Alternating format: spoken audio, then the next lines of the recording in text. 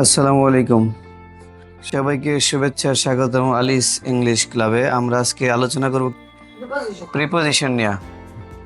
তাহলে প্রিপোজিশনটা প্রত্যেক ক্লাসেরই প্রায় প্রতি চ্যাপ্টারের সাথে ইনডাইরেক্টলি ডাইরেক্টলি জড়িত। প্রিপোজিশন না বুঝলে আমরা অনেক গ্রামারই বুঝবো না। ওকে, আমরা প্রথমে কিছু প্রিপোজিশনের পিকচার দেখব। প্রিপোজিশনের শব্দের অর্থ থাকবে, কিছু ছবি দেওয়া থাকবে আমাদের বোঝার সুবিধার্থে। এইটা যারা মনোযোগ দিয়ে দেখবা তারা বুঝতে পারবো সহজেই। ওকে, ইন মধ্যে বুঝাইতে আমরা in, into, between, among, within, through এতগুলো শব্দ ব্যবহার করতে পারি, কিন্তু এগুলোর মধ্যে পার্থক্য আছে ব্যবহারে, সেটা আমরা আস্তে আস্তে দেখব। উপরে বোঝাই কি দিয়া?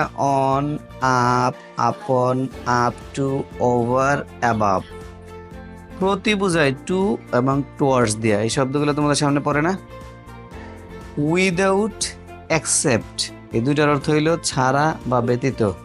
যেমন আমি কলা ছাড়া ভাত খাই না, রুটি ছাড়া কলা খাই না।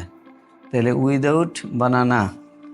উইথ অর্থ সাথে, আমি আনিকার সাথে সবসময় ঝগড়া লাগেই থাকি। তাহলে নিচে অর্থ কি? আন্ডার বা বিলু। অফ এর অর্থ কি? এর। ফর অর্থ কি? জন্য। ফ্রম অর্থ কি? হতে থেকে। এইগুলা এখানে বেশিরভাগের এই অর্থ জানো, যারা জানো না অবসর সময় লিখে নিবা, অর্থাৎ ক্লাসের আগে বা পরে।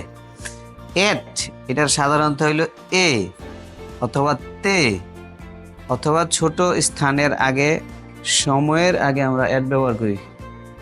বাই অর্থ কি? দ্বারা।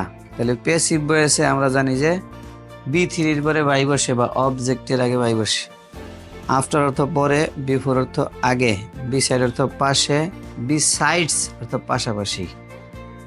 বিয়ন্ড মানে বাহিরে বা সীমানার বাইরে। এগেইনস্ট অর্থ বিরুদ্ধে বা বিপক্ষে। অ্যাবাউট অর্থ সম্পর্কে।